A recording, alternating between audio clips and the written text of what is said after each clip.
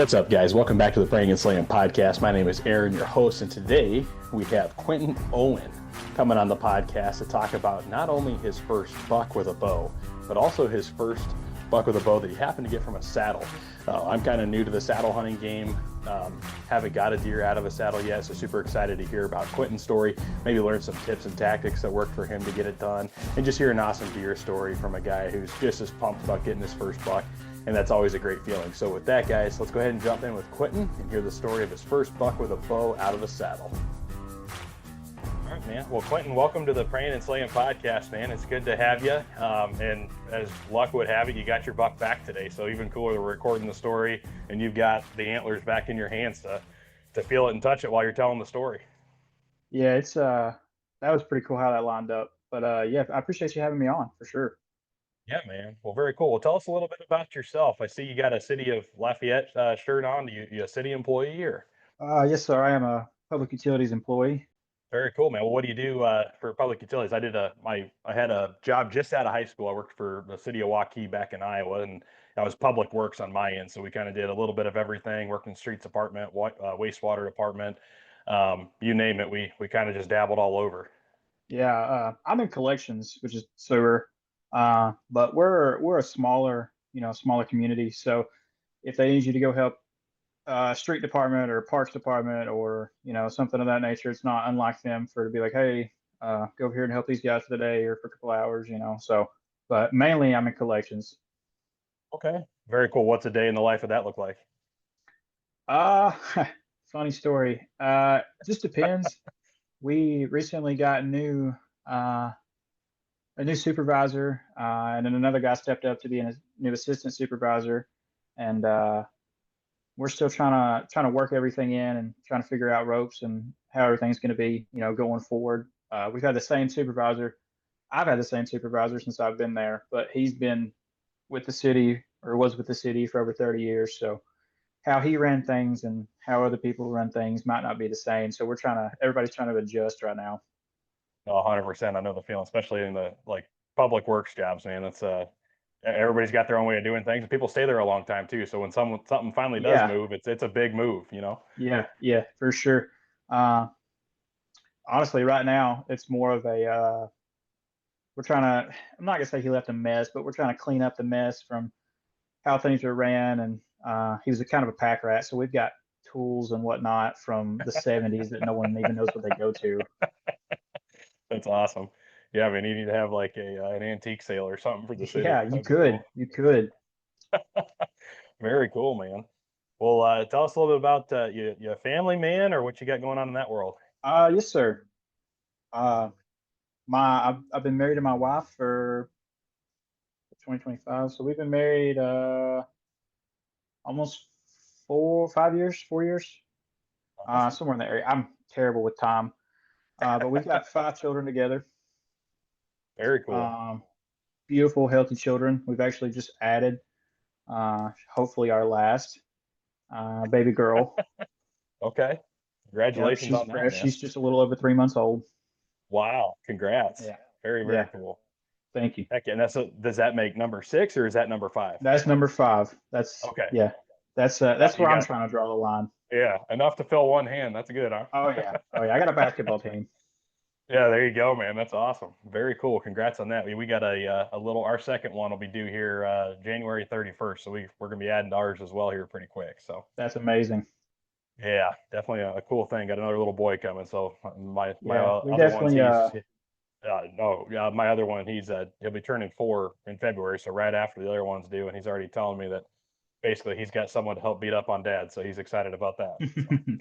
So yeah, we had we when me and my wife got together, we definitely thought there was going to be some hardships, and it turned out that our children were just wonderful together and loved each other from day one. And so we've got an 8-year-old, 7-year-old twins, boy and girl, and then a 6-year-old, and now we've got our baby. And so the four are kind of stacked up in ages where they're all pretty close, pretty tight. Uh, yeah, it's something cool to look at. I kind of wish I'd have had that with my siblings, like they get to have. But we definitely had our hardships. We know we both knew that we wanted a baby, Hmm. and we went through some struggles with that, and we just prayed about it uh, before we even started really considering. We found a church that we started calling home, and we just started praying about it, and we didn't have the best outcome the first go around, and that was definitely, it was hard on me, but it was definitely harder on my wife than anybody, and we got through that, and then we found out we were having our baby girl, and it was kind of a nerve wreck the whole time, thinking, what if something goes wrong, but everything worked out just wonderful. That's awesome, man. Well, congratulations on that.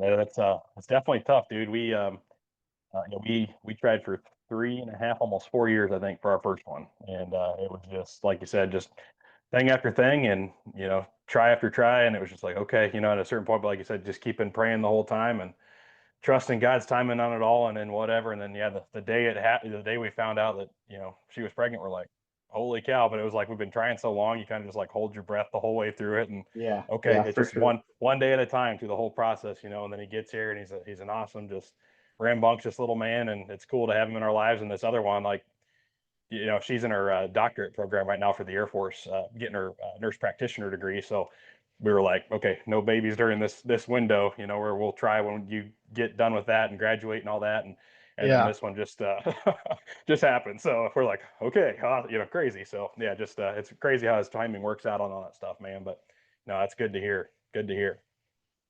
Yeah, man. Happy for you guys. Well, very cool, man. Well, you said you have some siblings as well.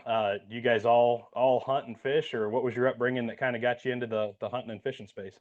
Uh, so growing up, my mother, I have a brother and I have a sister, and we all have different dads, and she didn't really raise us. Each of our own grandparents kind of raised us.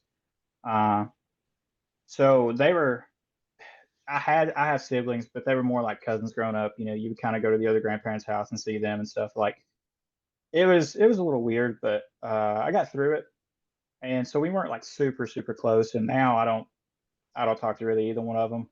It's just the luck of the draw and how things work out.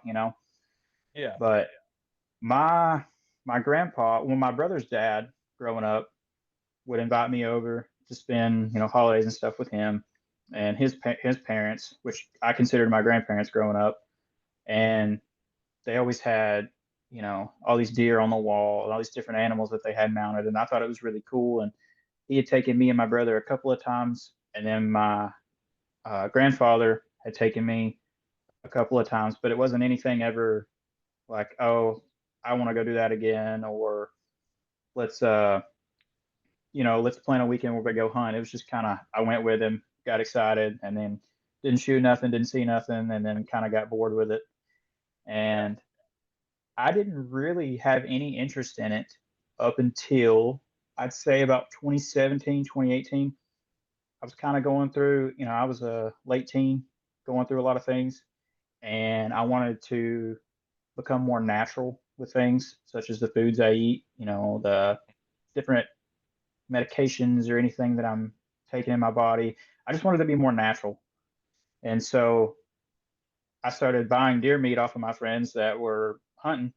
And I was like, man, this stuff is great, and it's organic. I know where it's been fed. I know where it goes to sleep. I know where it drinks water. I don't have to worry about what it's being fed or pumped with. And it just feels Hmm. better. And so when I met my wife, her father actually owns a decent little plot. And he let me hunt back there a few times. And before that, I'd hunted on some friends and got a doe or two here or there. But he let me hunt on their property. And I was like, man, there's some good deer back here, because there was cornfields and creeks and hollers and hills. And like, man, there's some good deer back here. But I didn't know what I was doing. I was walking out there, and I mean, I'm not saying you have to dress in camo or use any scent control, but I was walking out there in regular jeans and a black hoodie, Hmm. sitting up. And my first deer blind was actually an old couch that they had just taken back there. They were gonna tear it apart and burn the wood out of it, and it was a old L-shaped couch. And I grabbed two sides of it and put it behind me, and then threw one on top, and then threw one of those camo leaf covers from Walmart over the front. And I used Heck milk yeah. crates as a place to set my gun up on the front. What about three Heck yeah, seasons? dude. Didn't see anything. Well, I seen a bunch, and it got to the point where I was like kind of shaky on pulling the trigger when I would get one on the crosshair, and I just never really did it.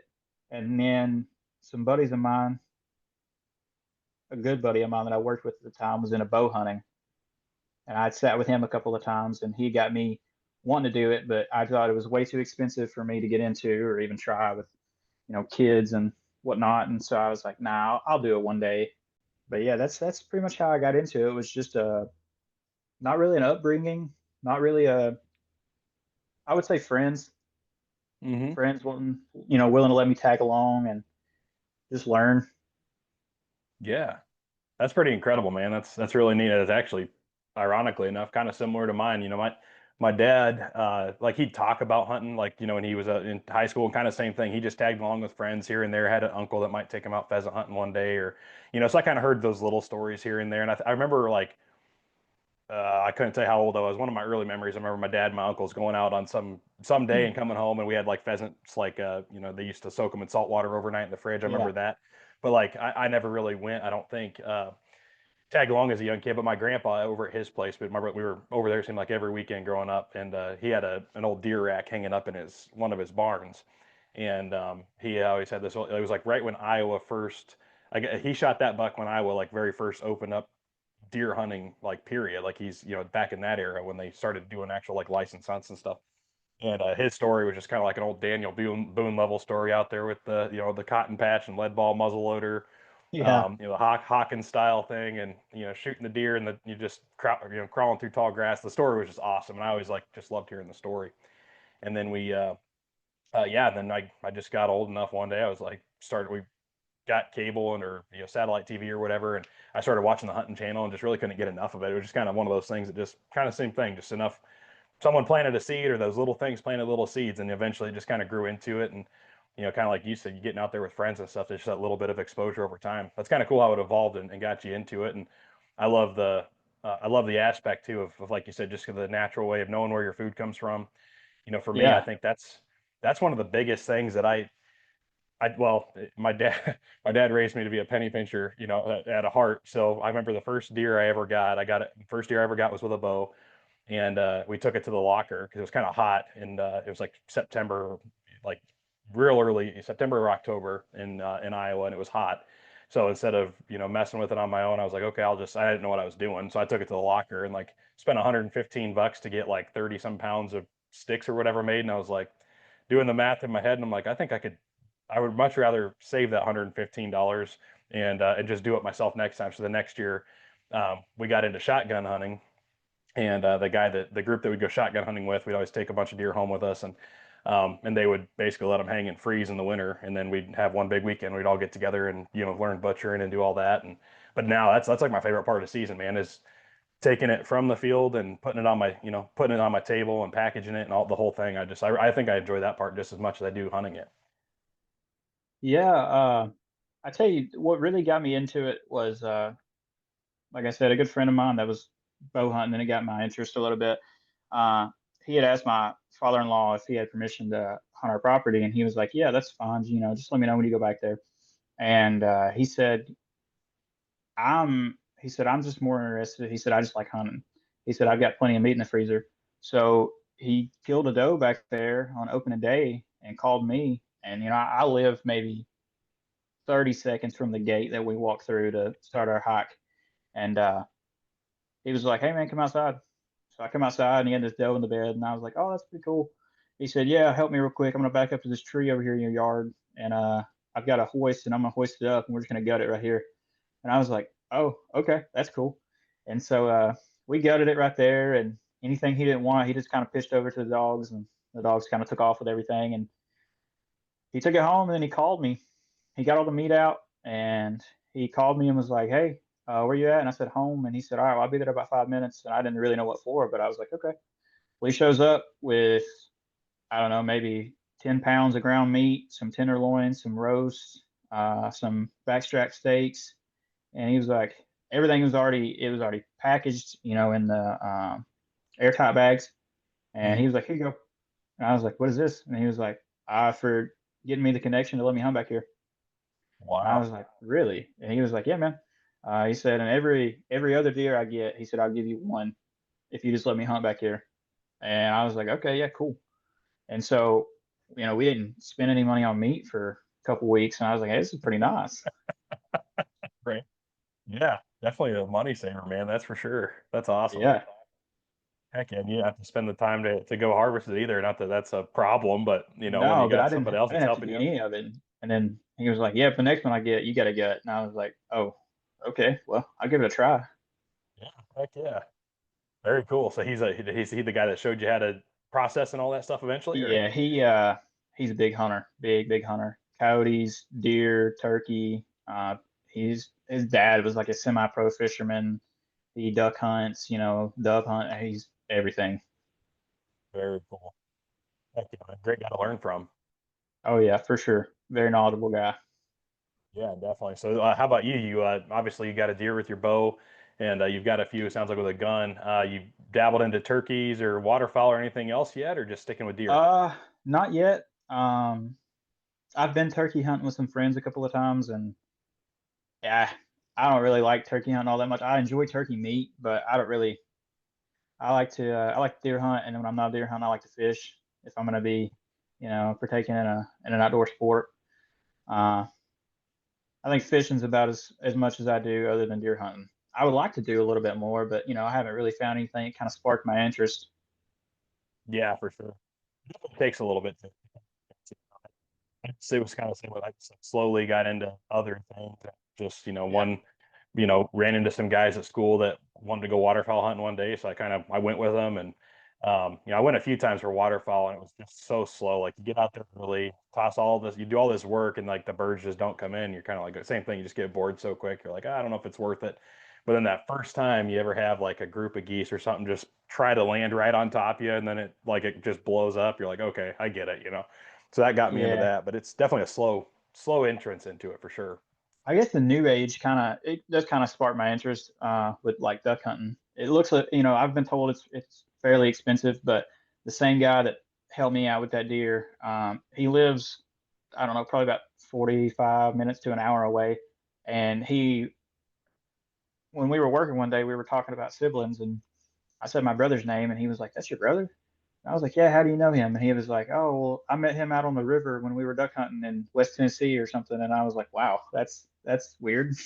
That's But wild. Yeah. yeah, Yeah, very cool, man. Yeah, that's a duck hunting's kind of a weird one.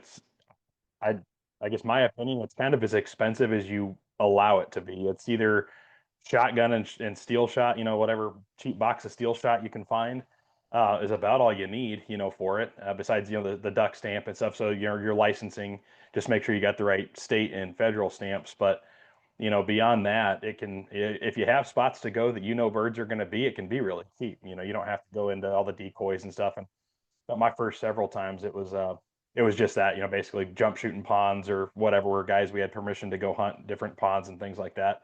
And then it just kind of eventually I bought some decoy. I actually had a buddy that worked for I can't remember the sporting goods, Gander Outdoors, I think, back there in Iowa. One of my buddies I was going to community college with, and they had a huge like blowout sale for employees on some duck decoys, and so hmm he had like 10 boxes of I don't know if they were 6 packs or 12 packs. I think they were a dozen sets of a dozen. But I bought a dozen ducks for 25 bucks. And so like it was just dirt cheap. I'm like, I'm not gonna not do that. So yeah, got now I have some decoys, and being a military family, I've got some buddies that they get deployed and they can't take their hunting stuff with them, or it's going to sit around forever. So I've got some goose decoys now that guys gave me, and some silhouettes. But yeah, it's basically if you have a set of muck boots and a shotgun, I think you're about as set up as you want to be. And then usually guys that are really into it, if you end up kind of going with guys that know how to do it, they've got all the gear, and they're just like, yeah, yeah, jump in, make sure you got your license. yeah. So no, very cool, man. That's awesome. Well, what got you into? You always been a saddle hunter since you've started in the bow world, or have your first ground Uh, blind was an old Believe it or burnt couch? not, let me uh let me take a quick peek real quick, and I will tell you some details on that. All right. But no, I've not always been a saddle hunter. I recently just this season was like, yeah, I think I want to saddle hunt. And so I didn't really have a ton of gear. I didn't really have a whole lot of anything. And I had a buddy that was like, I've got this extra bow. I got a new one if you want to use it for the season. And I was like, yeah, that'd be wonderful. He's like, you just have to sight it in.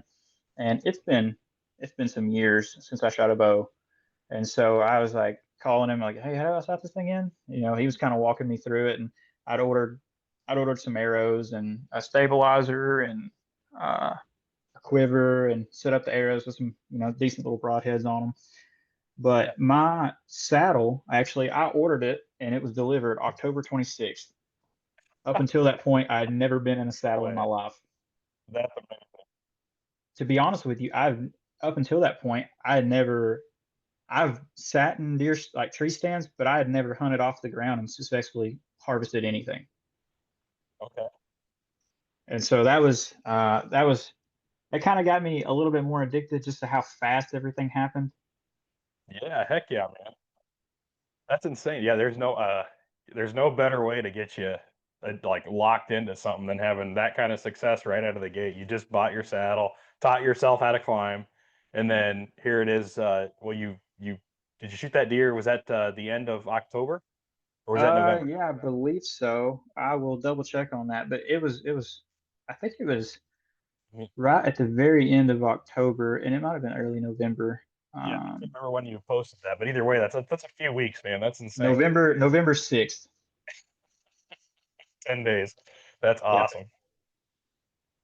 That is incredible. So I guess walk me through that whole bit. So number one, being mobile hunting, uh, we don't have any deer partners on this podcast outside of like Dead Nuts Outdoors, 2D Target Company, and Lightsfire Outdoors, my company. But so feel free to talk about whatever gear, man. What saddle did you go with? And being that fresh out of it, I've kind of got to know like what was your research timeline like? What made you decide on what gear you got? Because then you had to learn it quick when you got it. Okay, so just a little background. From high school until 2022, I think, I was climbing communication towers. So I was already comfortable in a harness and ropes, being up high and relying on my gear. So that I think that's what a lot of people that I talk to or their fear is. They're like, oh, well, I'd rather just stick with my tree stand and my harness and my tether, or I'll stick with a ground blind. So I was already kind of comfortable just with the whole saddle idea, anyways. And the guy I was talking about I worked with, that's when he come over to climb with me. He was so quick of a learner in a harness and ropes because he had been saddle hunting, and so he kind of already had an idea on how the gear worked and stuff. But I got to scrolling on TikTok and looking up some saddle videos and looking up on YouTube, and the next thing I know, my whole For You page and whole recommended on YouTube is saddle hunting, and every now and then those climber videos would come up with the two-piece little climber set, and I was like, nah, I don't like that. I want to, the saddle stuff looks really cool. I'm gonna give that a Yeah. try. And so I basically didn't have anything, and I ordered the saddle, come with a platform and come with a tether, and it also come with uh, my lineman's rope. But the saddle is a XOP saddle. Okay. It's like a base model. It's super light. It doesn't have a whole lot of gadgets or gizmos on it. Like it's just a base saddle, and the platform is a mutant platform, and it's a little bit heavier than I was expecting, but it's not terrible.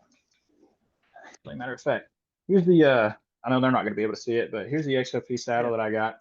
It's very, Uh-huh. very lightweight, pretty easy to function with.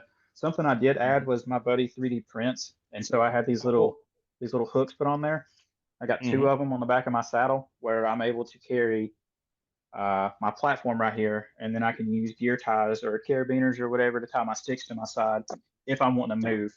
I haven't really moved a whole lot, but I've moved just enough. Like I get pretty antsy. I'll sit somewhere and I won't see deer for a couple sits, and I'm like, all right, well, I got them on camera over here, or I pulled up one day and they were over here, so I'm gonna move my stuff, and I get Yep. really antsy about it. But yeah, man, I everything I have other than a couple things I bought from Walmart was Amazon special. I went Yeah. not as cheap as I could go, but I went as budget friendly, but as functionally safe as possible. And I'd done about 2 weeks of just pure research, downtime at work or after work or late night, just research constantly, and found the best deal I could find on one. Uh, Hmm. I know they're like a lot of people are, they say don't go with the cheaper stuff. It shows in the build quality, or I'll take my safety over a few dollars. Well, it's like they sell thousands of saddles every year, and reviews are amazing. Uh, an aluminum platform is an aluminum platform. I don't care how many holes or how big you make it. Like a ratchet Right. strap's a ratchet strap. They're all going to do the same. I get there's going to be a little bit more quality with, the higher end products, maybe a little bit more comfortability or lighter weight. If something's made of a lesser amount of aluminum, or when they get into the carbon sticks and stuff. But I didn't really see a huge deal. I just kind of went for price point. I wasn't trying to Mhm. spend $1,000 to harvest $200 worth of meat. You Exactly know, right. and Yeah. I Yep. wasn't even sure if I was going to get a deer this year. Um, and then I went with the Pambo Foda 30-inch climbing sticks. Okay. I do not recommend them. They're about $100. Okay. The only reason I don't recommend them is where they are 30 inches, they have the 3 steps, Yeah. and the latching point for the strap is on in between the top and middle step. And Ooh. so if you're coming down and your hand is on the bottom rung, it comes out from the tree some. Not a ton, but it enough to I don't really like it. However, I went with the 30-inch sticks because I'd done my math up, and I could get higher with three 30-inch sticks than I could four 18-inch sticks. Hmm. And I bought like a $15 aider. I don't even know the brand of it. It's just a cheap little aider to go on the bottom one. Hmm. And yeah, everything else. I bought a backpack. It was made by Bliss Wheel, and it carries. Right now, I've got my bow attached to it, but when I don't have my bow in it, it'll carry platform and sticks and saddle, and everything I need fits in the bag. It's kind of bulky, but I can carry everything in one trip. And Yep. I had never been in a saddle until the day me and my buddies, we were at work. We called up a dude and we were like, "Hey, can we bow hunt this property?"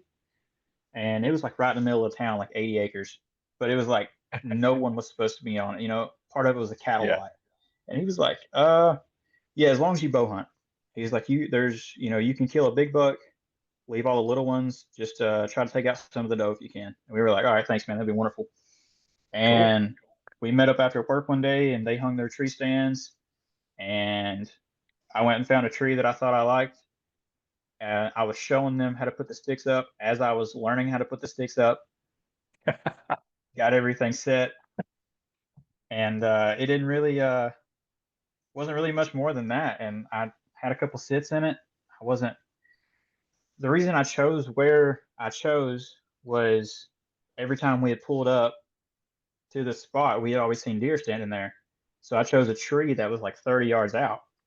Hmm. And after I had a couple of sits, I didn't see no deer there. And I was like, well, this is kind of discouraging. They've been here every day that we've been here. And Yeah. so I moved across the shooting lane to another side and had a couple sits there. I got comfortable taking the gear up and down, taking it off, putting it back on. And I seen a couple deer a little far out of distance. Some of them were on the other side of like a fence, and I wasn't really trying to shoot and hit the fence. So I was kind of eyeballing it, and then I decided to go check out some cell cams at Walmart, Hmm. throw up some cell cams because I was just blindly going in there on where I seen them, and I was like, Right. I need to pinpoint some of these movements, and we started looking for some trails and scrapes, and we found some, and I put up a camera. I put up two cameras over there. Didn't really catch anything on the first one, so I kind of moved it, and I found a spot that I really really liked. I'm not going to say the tree was dead or alive, but it wasn't in great shape. But I was like, this is the tree. I know this But for a fact. This is the tree. And had a couple sits in it, seen some doe closer to dark. Wasn't really interested in shooting them. I was really wanting. We had caught this. We caught my deer on camera twice, and we were like, I know for a fact he's still in here. And it's early. I know it's the rut, but it's early, and I think he's still around. And I had moved to this tree, and I had a beautiful shooting lane. I was right next to a bedding area. I was next to a. I was probably about 150 yards off of a fence that I knew they were coming across from a eating grounds. I know they were coming in there and kind of walking, and we were under a power line grid, so it was kind of open Oh. all the way out. And Mm-hmm. I was right next to that bedding area. Well, I put up my trail cam behind where my stand was and got deer after deer after deer after deer. And I woke up and my buddy was like, "Hey, do you wanna hunt after work?" I was like, "Yeah, man, sure. I'll grab my stuff and I'll load it in the vehicle. And after work, we'll just go get dressed in the shop and then we'll head off." And all day I was just feeling antsy. I was like, "Man, I just can't wait to get out there. Can't wait to get out there and get a sit. Even if I don't see nothing, I just can't wait." And time had just changed. And so it was getting darker an hour earlier. So the deer were kind of moving a little different. And 250 rolls around. And I'm like, "All right, man, I'm ready. I'm ready. I'm just feeling good about today. I don't know. I'm just feeling good about it. Are you?" And he was like, "Yeah, I guess so, man. I'm feeling as good as I can." You're like, no, And I'm feeling real good. I was like, "Yeah, I'm just feeling real good about today." And we got to talking about it. I was like, he said something about he always prays before he goes up into his stand. And I was like, "Yeah, I always end up praying once I get up in the saddle because I'm too antsy. So I get up in there and I get settled in, and I'm like, okay, I probably need to pray a little bit, make sure I go home safe, and Yeah. uh, maybe God will allow me to harvest a creature and I'll be able to take some food home." And I'm texting him. He's like, "Hey, man, I'm fixing to hit this little, the little dough bleak cans. Yeah. You turn them over." He's like, "Hey, I'm fixing to hit one of these. I'll just let you know if I see anything or hear anything." And I was like, "All right, cool." He's probably 80 to 90 yards away, but we're in two different shooting lanes. And he said, I texted him and I said, "Did you do it?" And he was like, "Yeah, did you not hear it?" And I said, "No." And I looked down at my phone and he said, "There's a." I actually just texted him and I said, "Man, if I see a mature doe," I said, "I'm taking her today." And he texted back and said, "Do not shoot the doe. There is a buck chasing a doe your way right now." And all I seen was, "Do not shoot the doe." And I looked down and I was like, "Why would he not want me to shoot the doe?" And about that time, I put my phone in my chest pack and I turn to my left and I see the doe running down this trail. She comes up under my tree, rubs up against it, and turns and goes in the woods behind me. And I was like, maybe that buck, I don't know, maybe he just didn't, I don't know what he saw. Here comes the buck. This episode is powered by Dead Nuts Outdoors, makers of the most lifelike, lightweight, and weatherproof 2D archery targets in the world. That's right, I said 2D.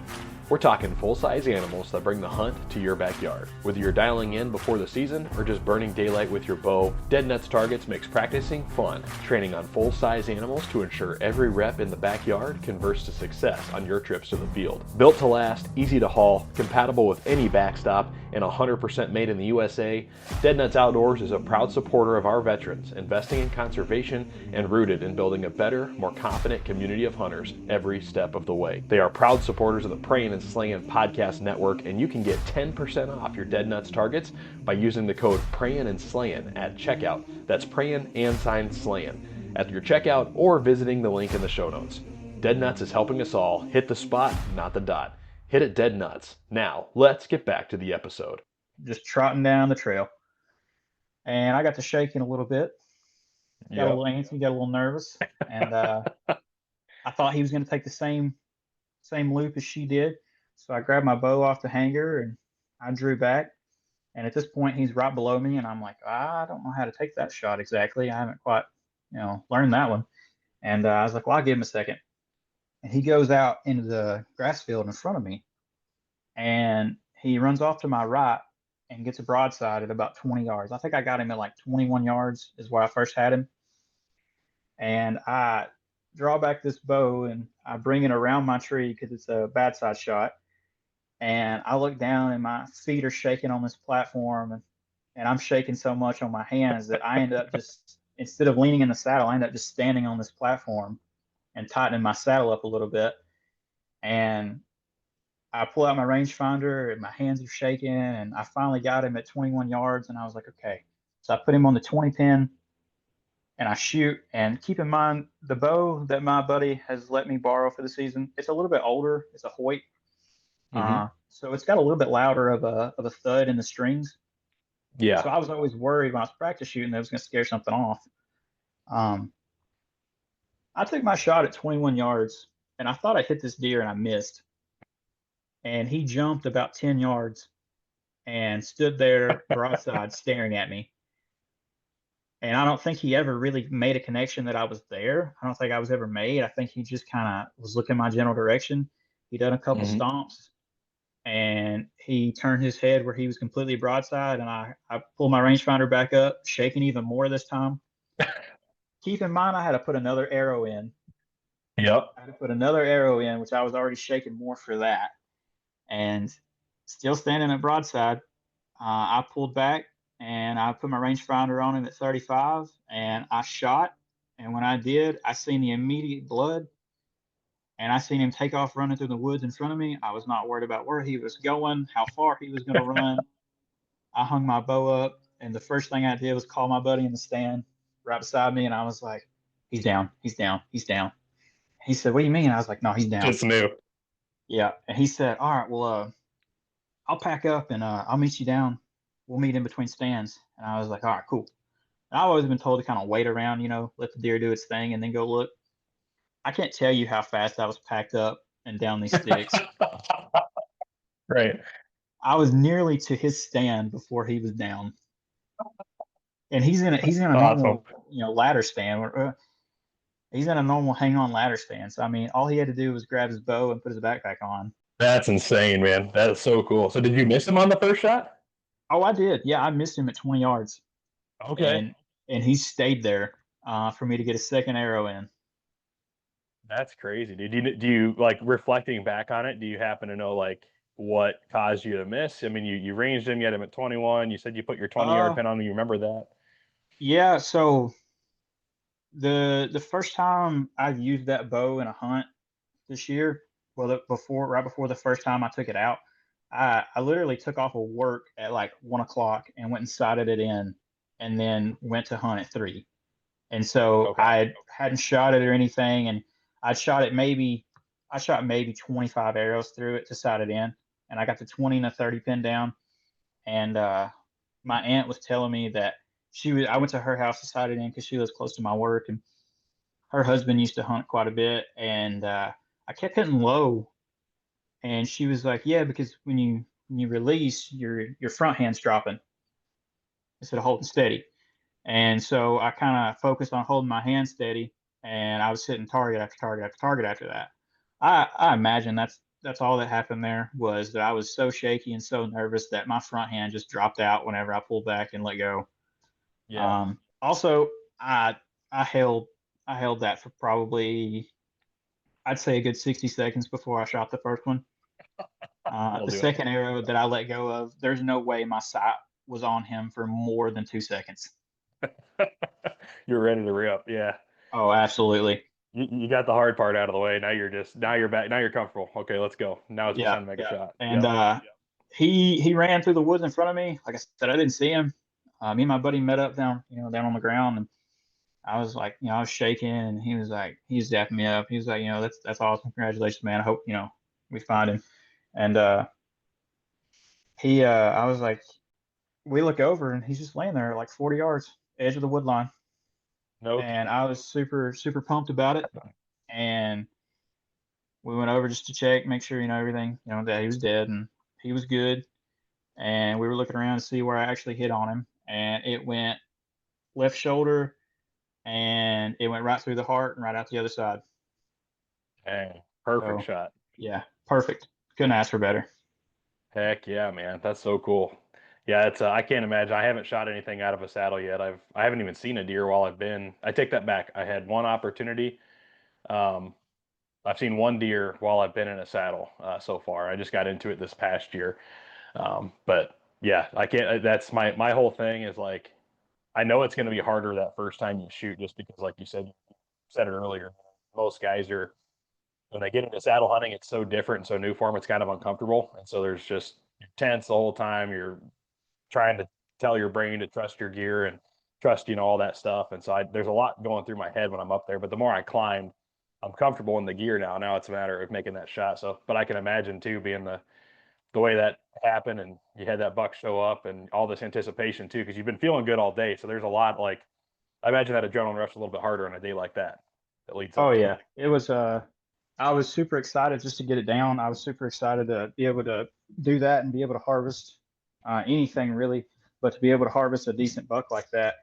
But yeah, it was. I don't know, just to be able to do it on my own and not have anybody. Like I had some, two good friends that helped me out and showed me the ropes and whatnot. But they didn't, don't saddle.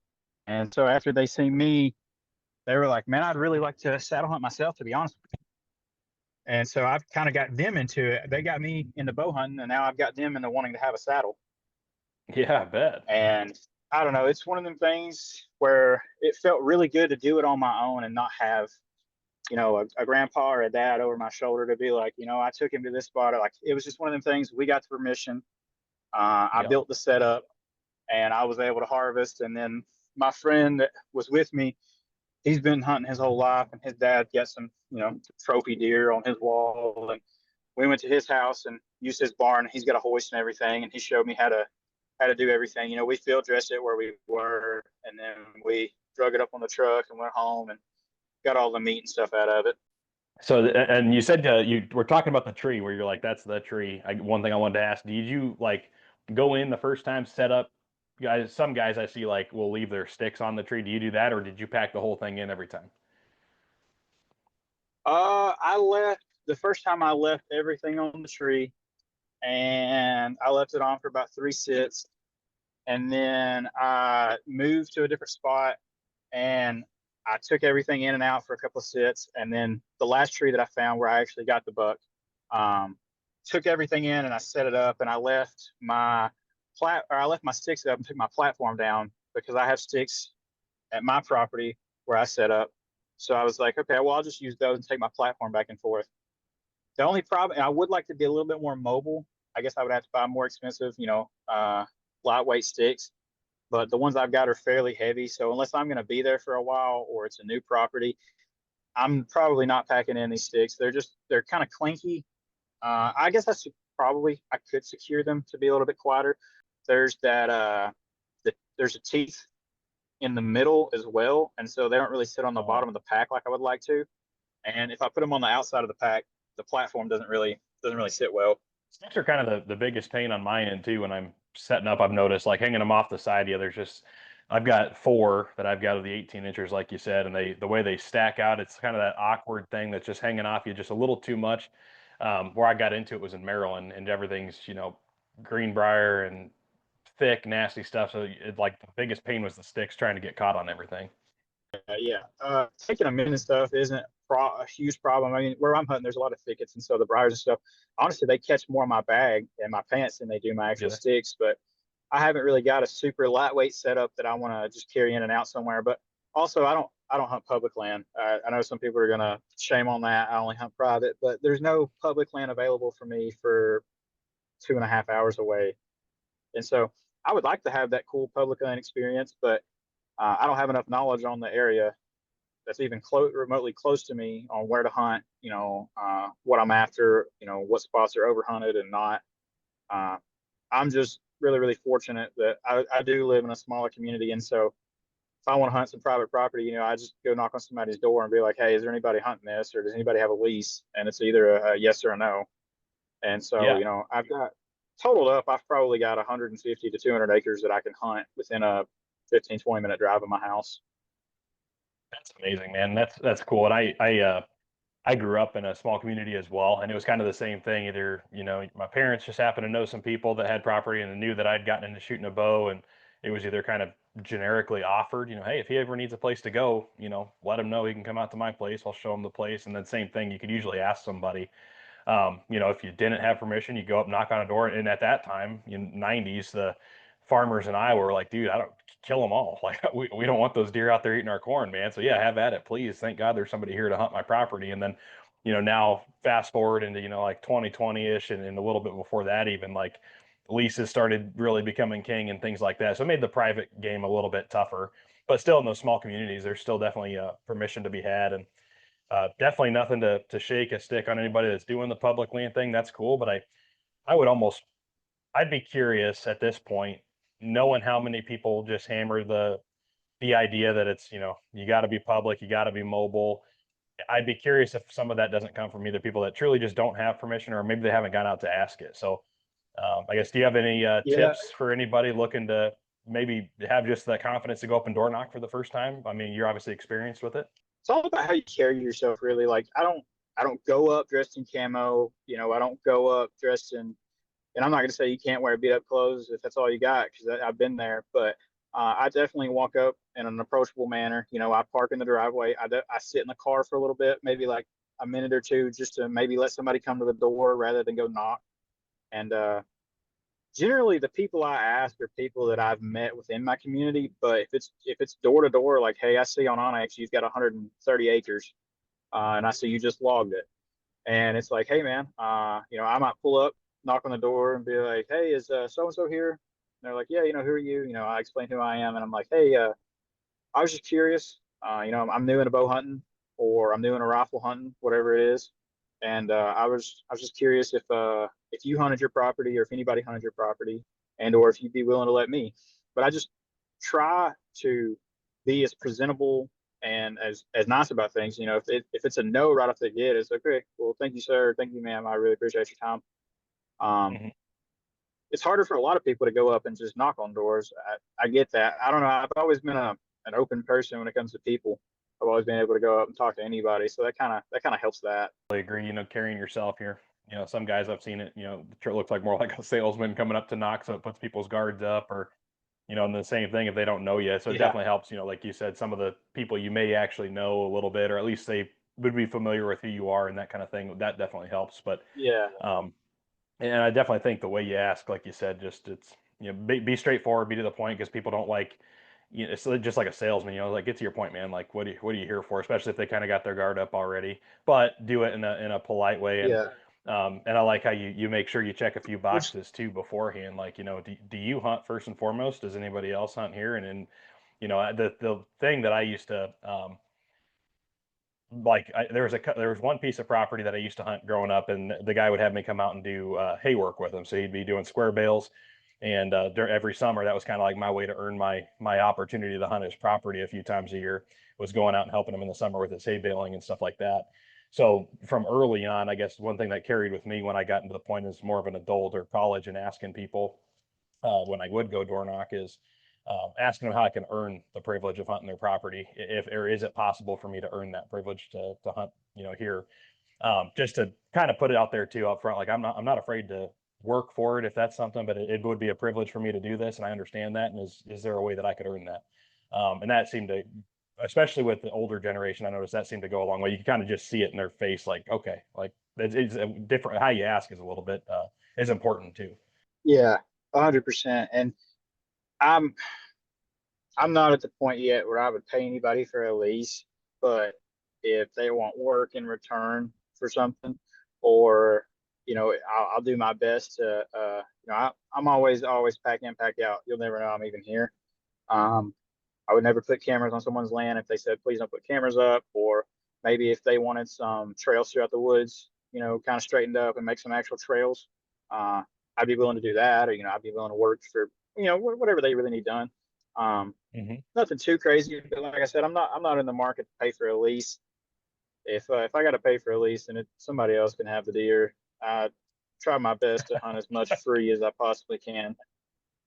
Yeah, yeah, man, you and me both. It's a new world. We're stationed in Texas right now, and the idea of pay to play for whitetail deer just seems so strange to me. It's like, but that's just the reality. There's so much private property, and that is like the expectation down here is that it's that way. It's just the culture of it, and it is what it is, Yeah, and people pay for animals, and it's the whole game. But it's been the toughest thing for me to try to wrap my head around. And but there's the same effect. It's like, I just like you, the reason I like to hunt is I like to know where my meat came from, and I like my meat to be affordable. And it goes into my freezer, and that's really what it's all about at the end of the day for kind of what I do it for. So adding extra cost to it it really detracts from the concept of getting out there and doing it. And so I'm right there with you, man. It's like if the more cost that gets associated with it, and I'm not knocking people that have the money to go do a lease, or if that's how they get their hunting in, great. But for me, it's a different level. It's a Yeah, different I mean, if that's how style you of do it, what I'm in and for.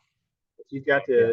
the extra time and the extra income to put in something like that, that's wonderful. I'm glad you do. I Mhm. don't, but I'm Yeah. happy that you can. To each their own, and how they spend their time and money and hobbies. They just everybody dives a little bit different direction. Uh, and I'm cool with that. Like I said, I can't afford it. I don't really want to be forking out the extra money to be paying for something. Yeah, man. I've got a whole new track now. I've moved one of my cameras back to my father-in-law's land, and I've spotted what I think is a lot larger deer. It's an 8 point on camera twice now, and now I'm obsessed with. I'm out on this piece of property every other day. I just can't seem to quite get him to come around. I've seen him once in person, and he had so many does around that he was not interested in me and my grunt calls or my rattle bag, and he was not. He didn't care about it at all. I had a couple of his does run my way, but for the most part, he just kept on grazing and kept on going. Yeah, man, that's wild. So I guess in Tennessee, what's your guys' tag situation? Do you have to buy tags individually, or do you Uh, buy a license and you get so many deer per?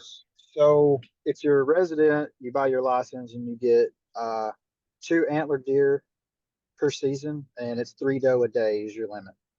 And so Okay. a lot of people, a lot of the mature bucks, they don't get killed until rifle season starts late November. You got a couple Okay. archery guys, you got a couple of old heads, and some guys that just really like muzzleloader season. Uh, and the archery guys will hunt velvet and stuff, and then you'll have the juvenile weeks and or weekends or whatnot. But for the most part, a lot of your mature bucks are still running around, well into the rut. A lot of people don't bow hunt and muzzleload, but they use traditional rifles, and so that season doesn't start. I think it's November 21st here. Okay. So if you can, what I've learned is that just from recent experience and watching my friends the past few years, if you can learn to bow hunt, you can get the good deer before they get picked off for the beginning of rifle season. Yeah, man, absolutely. And you got a lot longer time frame to get after them, and Yeah, a little bit 100%. different habits at that time too. Yeah, because like you Yeah, kind of for sure. talked with yours, it sounded you patterned them based off of okay, it's food to bed or water. So you kind of knew it's Yeah, probably a little bit easier at that time too. They're not getting all pulled around with those and kind of being more unpredictable. Even though it's a great time to hunt them. And once guns start going off, I'm sure just like everywhere else during rifle season, those deer get a little bit more wary and they move faster through openings and things like that too. So yeah, yeah, for sure. After rifle season here starts, it's hard to get a good buck on camera or to see one at all unless it's uh, early morning and you're driving down the road and you're looking out into a field. You may see one standing eating, but other than that, like it's super hard after the rifle season because I mean, opening day, if you've got single pane windows, all you hear around our area is gunshot after gunshot after gunshot. I mean, people are just dropping deer left and right, and that's just like for I said, sure. smaller community. It's a definitely. Hmm. I'm not gonna say majority of people hunt here, but quite a bit of people hunt where I'm at. There's a lot of land. There's a lot of good deer. I would say 80% of the people around me, they just like to fill freezers. They're not after trophy bucks, but if Hmm. one walks out, they'll shoot it. You know. Yeah. Yep. Just like me. That's kind of how I am. If I got a tag in my pocket, my first mission is always the freezer. But hey, if a good buck comes out, he's not off the list either. So heck yeah. I'm holding out on the does until I can figure out this 8 point I'm after right now. If I can pinpoint him and get him and tag out before rifle season even starts, then I'll worry about filling the freezer. Right now, I'm just on a chase for him because I don't think there's no way he lasts through rifle season. No, I'd be right there with you, man. You got a good buck, and you got him at least showing up on camera here and there. It puts that chase in you. So, and you got the mobile gear to get after him and kind of go right into his bedroom too, which is awesome. Yeah, that's what I do enjoy is that if I do want to move, I can. Like the first day I sat in a tree uh, for 4 hours one morning and I took everything down. I went to a Veterans Day parade, and then I moved all my stuff when I come back from the parade to a different spot, and then sat the afternoon in that spot. So I mean, it definitely is like you can kind of, I'm not so worried about finding shooting lanes. I can always find something that I can, I've got, I don't have to worry about getting everything set up and getting up there and being like, oh, well, now I can't see this side or my back side or this side of the blind side. I can always move my platform around the tree and or swap trees. I can be up and Yeah. down. I can have everything down off my tree in less than 10 minutes, and I can have everything back up on my tree in about 15 minutes. Yeah, yeah, it's such an incredible style of hunting, man, and like you said, it opens so many doors because there's places as well, and I just got done being stationed in Maryland, and out there there was some decent public spots and some really big bucks on them, but there's a lot, just so much stuff was so thick, you just really couldn't anticipate what you were going to be able to see until you truly climbed a tree and were like, okay, this one works or this one doesn't work. But just like you said, it's shoot back down the tree, jump to the next one, and try that, or you can kind of get your vantage point and go, okay, actually 30 yards that direction, I need to go find a tree because that's better. The mobile hunting world is a whole different, and it's definitely different than the climber stand, because that's what I did have. Thinking that was before saddle hunting really became a thing, and when I got my climber. But the hard part with the climber is that tree's got to pretty much be perfectly straight for the most part. I mean, that Yeah, limits your straight up, no options quite a branches. bit. Yeah. Yeah, Yeah, that's kind of where I was at, when I was trying to choose between saddle and the climber, but uh, climbing towers for so long, and that's all the only job I'd ever had before public works was climbing towers, as an adult.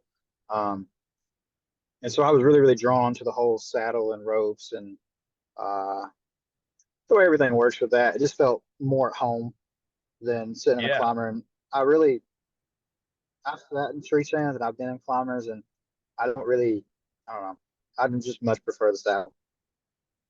Yeah, man, and yeah, I think I'd be curious how many guys in that mobile hunting community are in that same boat you are, because when it's something you've already been familiar with, like, and it doesn't seem like there'd even be another thing that would go through your head that seems as good of an option. No. Especially just getting comfortable with that gear like you have, and we had when we got to Maryland, actually, there was a tree in the backyard that needed to get felled by the landowner, and he had a guy. Uh, they had a crew that came out, and they just watching them go up and down that tree all day, like it was kind of amazing, like how fast they are and how quick. But they do it day in, day out. But just climbing trees with ropes, man, it was kind of crazy to watch, and that's kind of really what got my gears from. Like, okay, there's definitely something to that. Um, but uh, but yeah, man, that's it's pretty incredible. I know you got some family stuff to get to here.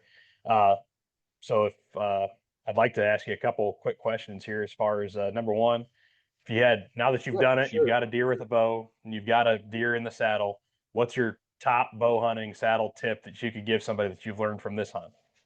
Well, I will say the only time that I know for a fact that I prayed for an animal for me to harvest before I went in and as I was sitting in a tree is the only time I've ever killed anything out of that saddle. Um, Very true. times Yeah, are man. times are tough right times are tough right now, and we're dealing with some hardships in life, and we've prayed about some things, and I got into this, and it just happened for me. Number two is you got to trust your gear. Trust your gear. I can. Most people that get into it won't do what I can do in a saddle, and I'm not trying to toot my own horn there, but I'll I can put my feet. I can be completely horizontal against the tree if I need to for some odd reason, but um, I'm completely comfortable, and I don't recommend this to anybody, but I'm completely comfortable with detaching from a lineman's belt and going to a tether, and I trust in myself, and uh, without having to do all the everything and all at once. And like I said, don't recommend that for everyone, especially new climbers. Use your lineman's belt until you're tethered off. Sit on your tether, make sure everything's good before you disconnect. An advantage for me is I don't feel like I necessarily have to do all those things. If I'm coming in the dark or coming down in the dark, completely different story. But broad daylight, Hmm. I'm feeling great. I trust myself enough to know that I'm comfortable setting up, which allows me to get in faster, quieter, uh, honestly more careful because I'm not dealing with so many different ropes. A lot of guys in the new stage, the whole idea of having two or three different ropes set up on you can get kind of confusing on what to unhook and what not to unhook. Hmm. But yeah, Yeah. trust your gear for sure. Yeah, man. No, that's huge, and know your gear. I think you kind of hit it there too. Just you got guys. It can be very Yeah, confusing because it's not like even a climber that can kind of be a little bit confusing. But at the end of the day, you're running two pieces of equipment, and sliding your stuff up the tree. But yeah, running a saddle, I find myself, that's the one thing with me is like, it's more of the making sure that I trust the gear now, having done it, but like it's the process that's still in my head of like, okay, I repeat a lot of things in my head over and over and over as I'm going up that tree or doing certain things just because I don't have like that perfect rhythm down. But there's a lot of moving parts, and like you said, if you haven't done it, what the 10,000 hour rule or 10,000 climb rule maybe in this world, but yeah, it just that repetition and knowing your gear, knowing where stuff's at, putting it back in the same spot every single time. So it is muscle memory after a certain point. That's huge. That's really huge. Yeah, and like I said, I definitely had a benefit coming into that climbing because it was 3 to 4 days a week for 5 years, was just up and down towers, harness on, harness off, rappelling, being able to really stretch your limits to work on whatever you need to work on, getting uncomfortable, being uncomfortable doing something. And so like I really, really trusted my gear when I got it. I mean, if 10,000 other people had bought it in the last 2 years and no one had failed because their gear failed them, they failed because of a hunter accident. And I was like, okay, well, as long as I play my card safe, my gear's going to hold me, then I can pretty much move and sit and lean how I want to. And I'm not necessarily worried about anything. So that definitely was a benefit, was that I climbed for so long before using, and a harness is a little bit different, but I mean, the only thing that's different from a harness to or a saddle from my harness is that I had shoulder straps and a chest buckle. That's the Yeah. only difference. Yeah, absolutely, man. Well, and you said it too on the beginning part there. Pray before you start launching arrows out of, or pray before you get the stand, or pray before you get up there. That's huge. And you touched on it too. And I like to see if guys want to leave the listeners with something good. And yeah, it seems like times get a little bit different and more strange and stuff every single day and faster and faster. But what do you got to leave the people with something good that inspires you or helps you get through each day? Um, Something that helps me get through each day. I I would like to say that something that gets me through good days and bad days is, you know, God works in mysterious ways, and a lot of people like to pray after success, and they don't like to pray after a downfall or after a slump era. I think you got to pray for all those times, because without those down eras, you don't necessarily appreciate those good days. And a lot of people, they want to thank God that they did this or they got this or they made this or they got this money or this job. They don't want to ever pray about and be thankful for the struggle they had to go through to get here. So I wake up and a little bit of motivation for me is that I try to set stepping stones in my life, and that once I've overcome that stepping stone, I don't want to ever go back past that point. And so it's really, really heartwarming to wake up and be like, yeah, I'm above that. And it might be a long time before I get to the next step, but I'll never be back below that point. And it Mhm. just kind of helps me out through my day to know that I'm better today than I was yesterday. Yeah, man.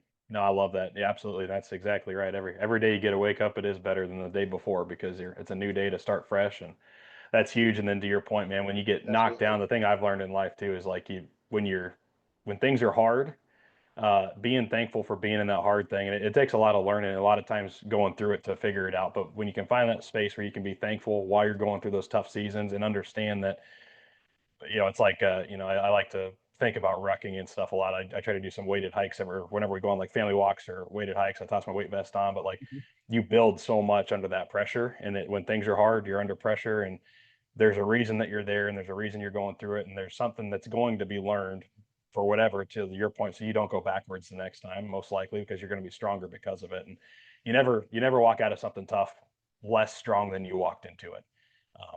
It doesn't. It Yeah, always seems like it prepares you for that next thing, or maybe there's a reason you're being forced into this pressure cooker because you just got to be better than you are now, and you may not understand that till you come out the other side and you look backwards and like, oh wow, like thank God I went through that because I'm not going to make that choice again, or maybe you get confronted later with something that season taught you. That, you make the right decision this time, or absolutely. whatever the case is. So that's huge, Absolutely. man. I love that. I love it. Well, Quentin, man, that's what we got for this episode of the Praying and Slaying podcast, brother. And thank you so much for sharing your story. And thank you so much for Yes, leaving us sir. I that awesome appreciate you. inspiration. And the dude, first buck with a bow, first deer with a bow, first time in the saddle, and you've made it happen, dude. You got a lot of uphill climbing from here, I think. So Oh yeah, for sure. I'm definitely excited for this season, and if it's something you would be interested in, it's something I'm interested in, whether it's the end of this season or whether it's next season. I would love to touch back base and talk about different things that I've seen, that I've learned, that I've experienced, and just retouch with all that. And like I said, I've only been probably maybe 10 sits in a saddle so far, so I'm still very, very, very fresh. Dude, So we'd love to yeah, have you back on, man. Absolutely. Well, number one, I have to know how this 8-point turns out if you smack a bigger buck. oh So yeah, either way, we're going to hear the rest of your season. But yeah, man, absolutely. We'll definitely get you back on as soon as we had a few more hunts under your belt and talk about all the ways you've grown and things you've learned. And hopefully you've got a few more bucks under the belt, or one more buck at least this season. So yeah. Awesome, man. Well, thank you, and I appreciate you for having me on. This is a wonderful opportunity. Last thing I expected was somebody to message me about a podcast after I posted a picture, but that was but you're the I first. seen that, and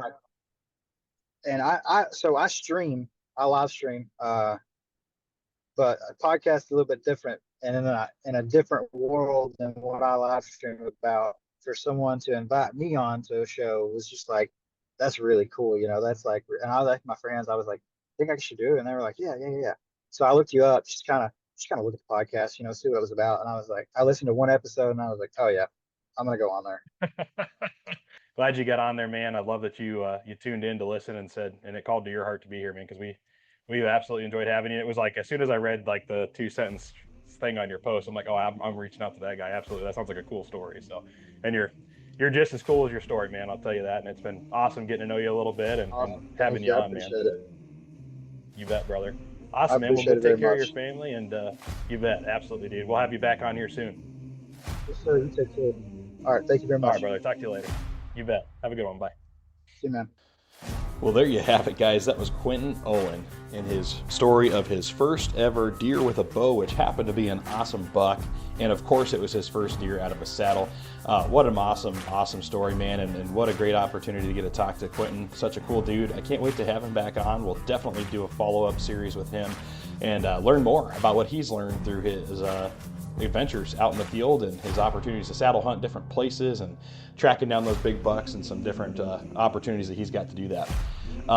Man, I guess getting into saddle hunting, it's good if you climb communication towers because climbing the tree was about the hardest thing for me to do when I got into saddle hunting, and it definitely is a different ball game. But once you get comfortable, I wouldn't recommend any other type of hunting almost when you're talking about a tree stand. Simply for the universal factor of it. You can almost climb any tree that's out there. But man, I love also what Quentin left us with. The days behind you set you up for the days ahead, and we're always taking steps forward and not a step back. And to be thankful for every opportunity we have, and no matter what the day was, hard or good or easy. The verse that reminds me of is 1 Thessalonians 5, 16 through 18. It says, "Always be joyful, never stop praying, be thankful in all circumstances, for this is God's will for you who belong to Christ Jesus." And the always be joyful part, man, that's something, especially over this last year, man, here in Texas, we've been getting our butts kicked in terms of life and different fun things that we've had to go through. But every day I wake up, I do kind of think the same thing. I look back and be like, holy cow, man, I'm actually thankful for the opportunity to go through some tough things and have opportunities to overcome hard things and walk through hard things, because every time you do it, you come out the other side stronger, you come out the other side smarter, you come out the other side with a little bit more faith than you had the day before. And it's just never an opportunity that we shouldn't be thankful to God that we get to wake up with breath in our lungs and get to see the beautiful creation he has for us and walk forward stronger than we were yesterday. So with that, guys, I'm going to leave you with that. That was Quentin Owen. Congrats, man, on an awesome buck. And as always, everybody, keep praying and slaying.